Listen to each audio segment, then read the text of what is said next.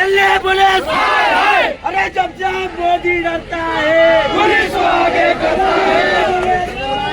दिल्लीतील आंदोलन, नीट परीक्षेतील घोटाळा आणि विद्यार्थ्यांवर झालेल्या लाठी हल्ला निषेधार्थ आज शिरूर शहरात समस्त शिरूरकरांच्या वतीने भव्य व शांतपूर्ण महामोर्चा काढण्यात आला। तसेच शिरूर शहर बंदची हाक देत केंद्र सरकारच्या धोरणाचा तीव्र निषेध करण्यात आला।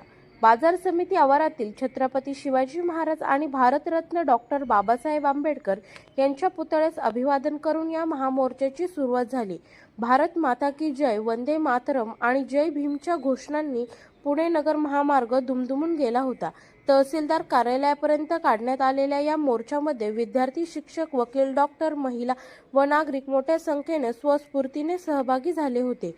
यावेळी आंदोलकांनी शिरूर पोलीस स्टेशनचे पोलीस निरीक्षक विनोद पाटील यांना आपल्या मागण्यांचे निवेदन दिले। नेट परीक्षेतील पारदर्शकता, दिल्लीतील लाठीचार्जची चौकशी आणि केंद्रीय शिक्षण मंत्री धर्मेंद्र प्रधान यांच्या तात्काळ राजीनाम्याची मागणी निवेदनाद्वारे करण्यात आली।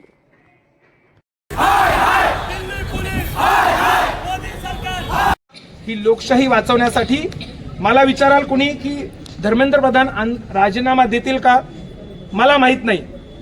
मला विचाराल आंदोलन सक्सेसफुल झालं का? येस झालं। कारण की त्यामुळे मागचे 10 वर्ष प्रश्न विचारायची हिंमत नसलेले तुम्ही सगळे आज इथे उभे आहेत केवळ त्यांच्यामुळे। आणि म्हणून त्यांचं आंदोलन मी म्हणेल अख्खा भारत आज प्रश्न विचारतोय।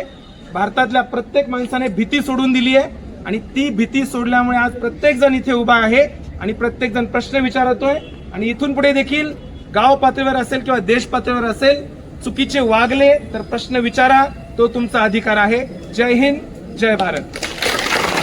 लोकशाहीमध्ये आंदोलन करणं, उपोषण करणं हे कायद्यानं म्हटलं आणि कधी करतात हे ज्या वेळेला काही अन्याय होतो, कुठली तरी घटना घडली जाते म्हणून माणसं उपोषण किंवा मोर्चा करतात। तर अशा वेळेला जी मागणी की नीटचे पेपर फुटल्यात ही साधी मागणी, अनेक वेळेला जुनी उदाहरणं पाहिली। त्यावेळेला मंत्री काही चुकले असतील तर त्यांचे राजीनामे घेतले तर राजीनामा देणं हे क्रमप्राप्त आहे।